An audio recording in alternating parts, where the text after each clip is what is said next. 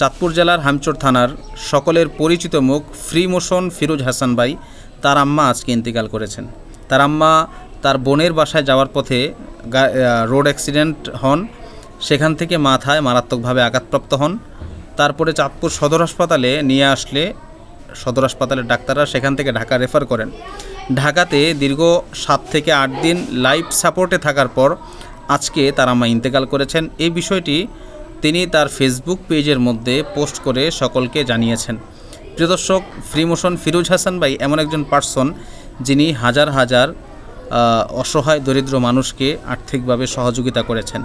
পথে ঘাটে দুস্থ বাচ্চাদেরকে, শিশুদেরকে, বৃদ্ধদেরকে দেখলে তিনি তাদেরকে স্বল্প জিনিস ক্রয়ের মাধ্যমে অনেক মূল্য দিয়ে থাকেন। আবার কখনো সরাসরি আর্থিকভাবে মানুষকে সহযোগিতা করে থাকেন। আবার কখনো মানুষকে উদ্যোক্তা হওয়ার জন্য, যে কোনো বিজনেস করার জন্য ভিক্ষা না করতে উদ্বুদ্ধ করে মানুষকে উদ্যোক্তা হওয়ার জন্য টাকা দিয়ে সহযোগিতা করতেন, বিভিন্ন আসবাবপত্র ক্রয় করে দিতেন।